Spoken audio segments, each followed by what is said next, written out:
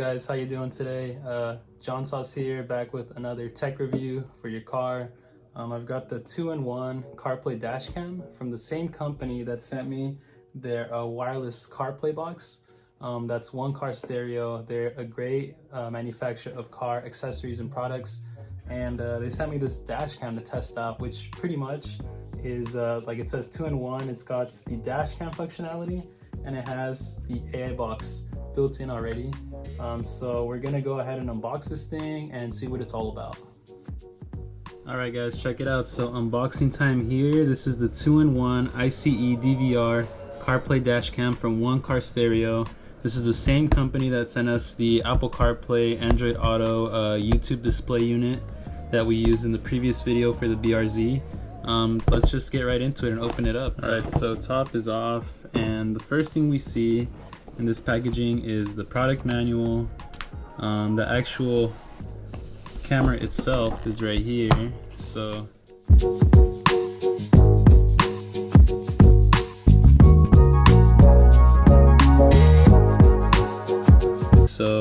looks like a memory card slot. I'm pretty sure this is a micro SD card, or actually this is the micro SD card. This is going to be some other kind of secondary slot. I'm gonna have to look up into the manual what that's about.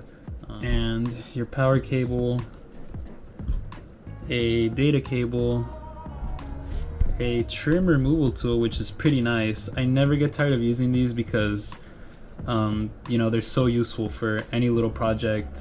I have like 3 now, probably from all the stuff that I've gotten, but you can never have too many of those. They get chewed up you know, after a lot of use, and I use them all the time, so that's pretty nice. And this is probably going to be the most important piece right here. It looks like it's a micro SD card. Yep, SanDisk, pretty good brand. I don't know if you can see that there. 32 gigabyte micro SD card. And honestly, I don't think you're going to need more than 32 gigabytes unless you're going on like super long road trips or something, because the dash cam rewrites itself, so you don't have to worry about, you know, going back and having to search through footage, because if we're being honest, if nothing happens, you're probably not going to check the footage. So, you know, you want the camera to be recording at all times. You want it to capture the most important things that happen, you know, collisions or you know, accidents or whatnot. So odds are if something like that happens, you're probably going to check the night of, or maybe a couple hours later. So I think this memory size is going to be perfect, so we'll leave that there. And yeah, that's pretty much all that comes with the unit. Let's go ahead and look inside the product manual. We're going to be looking for those little ports in the back. So okay, so on the first slot, that's your power supply, and you know, for data transfer, the communication port. This next one is going to be a SIM card slot, which I have not really seen before. That's pretty cool. So it supports 4G and real-time traffic internet, which is pretty cool. I didn't know that dashcams really use that. And then this is the micro SD card slot, which again, we have a 32 gigabyte supplied, but it says on here that it supports up to 128 gigabytes. It highlights the ventilation holes, which is pretty good because, like I said, dashcams heat up a lot, especially 4K ones. So I'm not too worried about this one because it's a 1080p camera, and you know, it looks like it has plenty of ventilation, so that's going to be good for us. We don't have to be worrying about that too much. There's another port over here somewhere. Type C plug into, oh, that's going to be this thing. So looks like this cable is a Type C plug, and it plugs into the port of the dash cam when using it. So again, data transfer.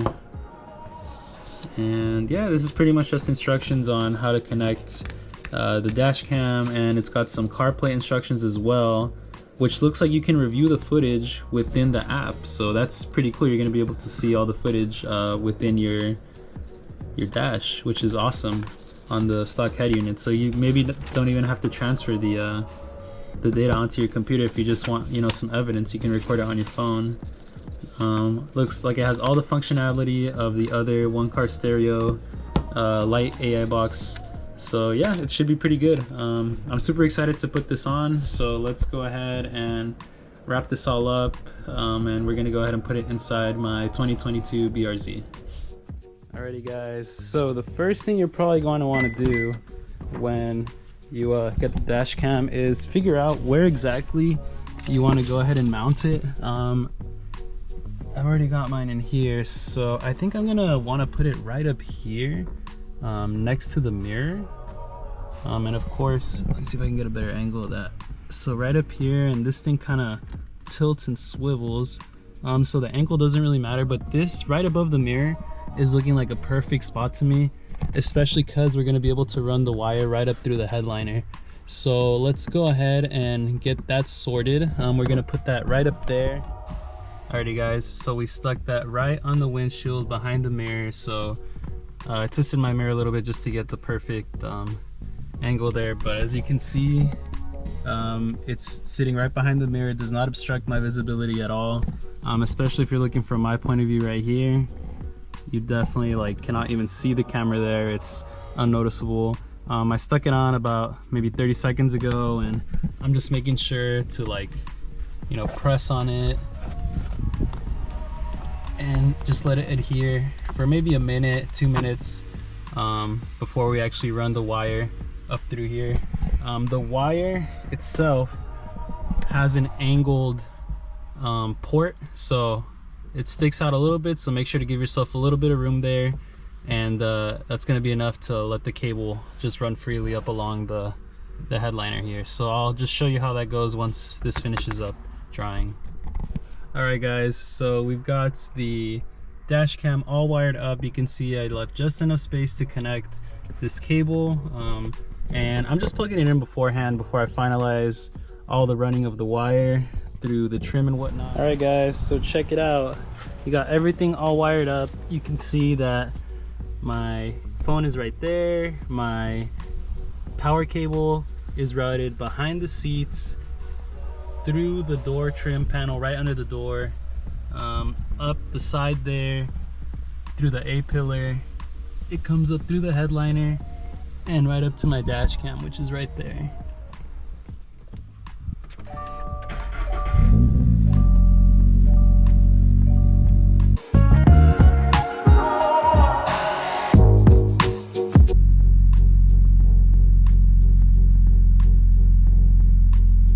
So this is real time right here, no editing. You can see it takes about maybe 30 seconds, a minute to load into the operating system of the actual dash cam. And once we're in the operating system, we head into AutoKit, and that's going to connect to your iPhone or to your Android. I already set this up with my iPhone. You can see it's right there, AutoKit T-Box AR, and that's pretty much it. It loads right into the iOS. It's got everything sorted out here. If I wanted to load music, I could definitely load music. I don't have any royalty-free music that I can play for you, but let's just play this and pause it right away. No friends in it. Okay. So it loads up right away. You can see it's super responsive. There's virtually zero delay from your phone to the actual AI box unit. Nothing is connected to my phone. It's just the little power adapter here. Since this is fully set up, I'm probably not going to disconnect this probably ever again. If I do need to get a video clip, I'm just gonna take out the little micro SD card there and check the footage through there. I think I mentioned it earlier, but just in case I edited that out, this little button is going to take you back to the dash cam recorder's operating system. So you press the home menu there. This is going to be, it looks like it's Apple CarPlay or Android Auto, but it's not. This is the stock unit's operating system. You can see the apps there. This only works if you're either connected to your phone's hotspot, or you can actually get a SIM card for this little device, which I mentioned earlier. It's like pretty much a little mini phone for your car, which is pretty awesome. And yeah, right now it looks like it's not recording, so we have to go into the load key and make sure every single time, if you don't see a little recording box here, you got to make sure to hit the camcorder so it's recording.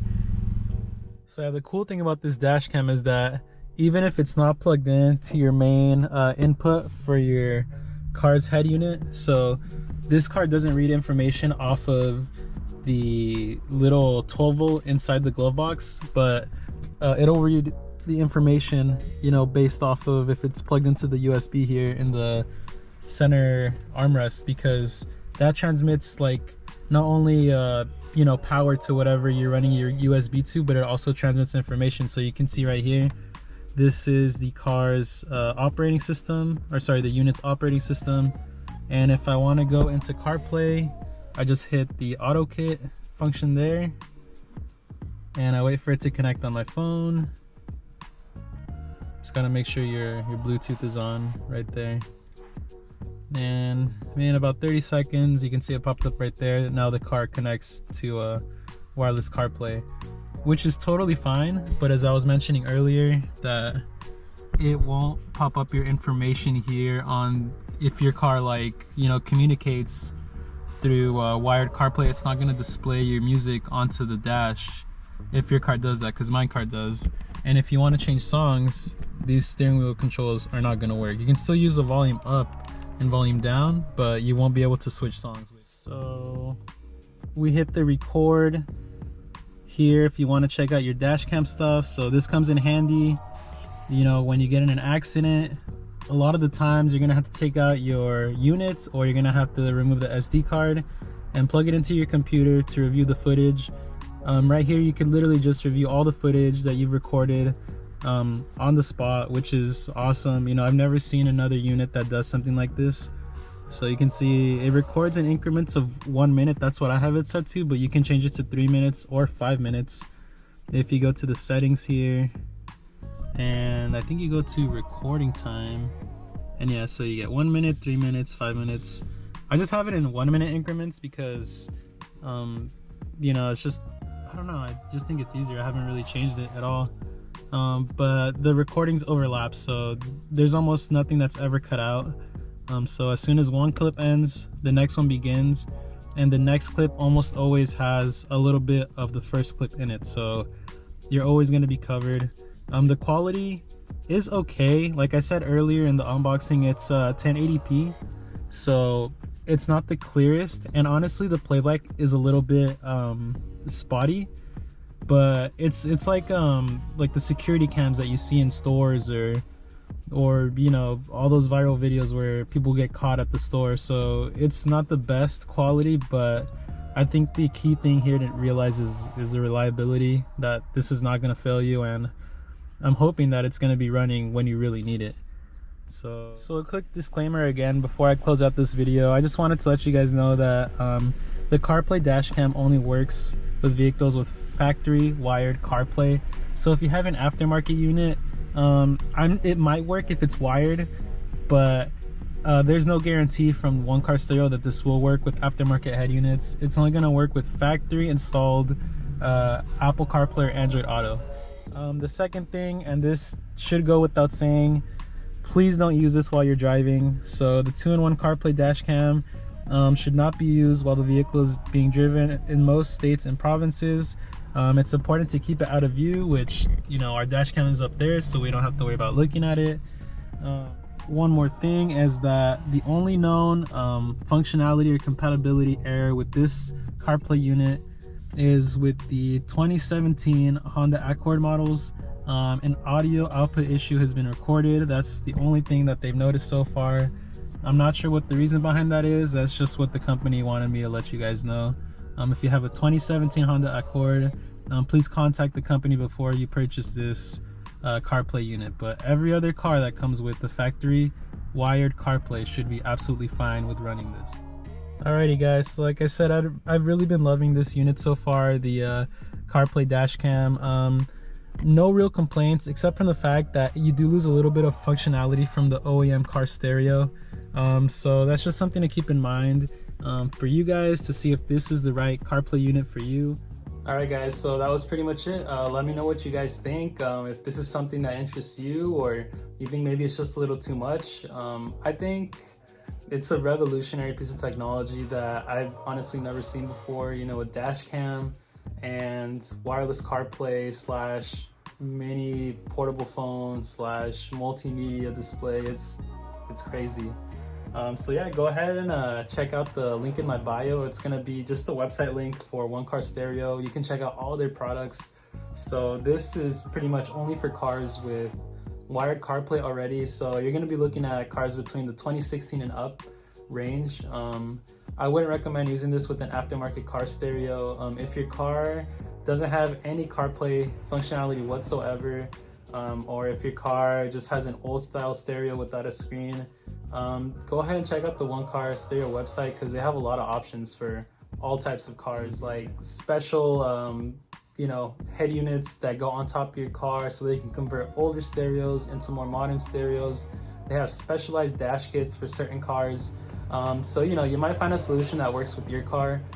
Another thing I want to mention is, you know, I'm just a small YouTube channel, and surprisingly I've gotten a lot of offers for different kinds of products, and the only company that I've worked with so far that has really, you know, interested me and that you know, I felt confident working with and putting this information out there for fellow enthusiasts or just people that are looking to upgrade their car experience is One Car Stereo, because, you know, they have a good product, they have good customer service. The pricing is a little expensive, but they have good sales, and you get a 1-year warranty with almost every single product.